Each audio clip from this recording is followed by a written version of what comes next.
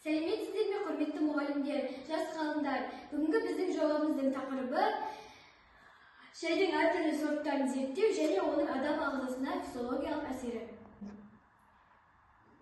Бұл тақырыпты таңдауымыздың себебі шай біздің күнделікті өміріміздің ажырамас бір бөлігі.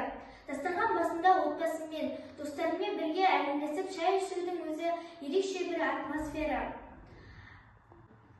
Бұл жоба арқылы адамдарға шайдың пайдасы мен зиянын түсіндіруді мақсат еттік. Жобаның мақсаты шайдың әртүрлі сорттарын зерттеу, оларды химиялық құрамын және адам ағзасына физиологиялық әсерін анықтау. Оқушылар арасында шай ішу мәдениеті туралы ақпараттық пен танымдық жұмыстар жүргізу. Шайды дұрыс тұтынудың денсаулыққа тигізетін оң әсерін дәлелдеу.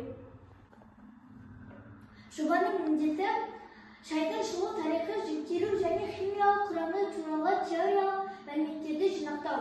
Зертханалық тәжірибелер арқылы шай сорттарының құрамындағы негізгі компоненттерді анықтау. Адамдардың шай ішу әдеттері туралы сауалнама жүргізіп, алынған нәтижелерді талдау. Бүгінгі біздің жобамызға 3 шай сортын дайындадық.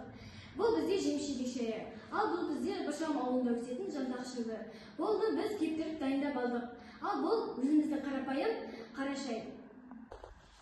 Бұл шайларды біз 80-90 градустағы суға әзірлеп алдық. Бұл бізде темір сульфаты. Біз онымен осылардың ішіндегі таниннің мөлшерін анықтап шығамыз.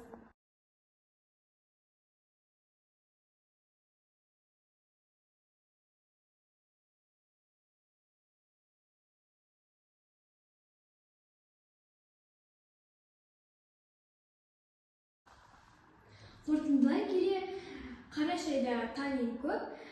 Біздің ауылымызда өсетін жантақ шайында танин мөлшері ең азы, ал жемшелік шайы қара шайдан аз, жантақ шайынан көп. Шайдың дәмі мен түрі ғана емес, оның құрамын да білу маңызды. Бұл мектебімізде алынған сауалнама нәтижесі. Сауалнама нәтижесі бойынша оқушылардың арасында шай ішу мәдениеті кең таралған.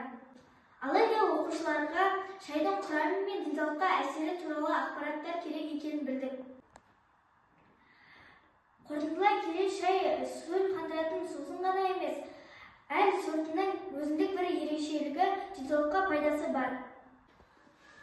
Ұсынысымыз денсаулық жағына қарай шай таңдау керек және оны дұрыс теңдеу керек. Білім беру ұйымдарында ақпарат берілу керек.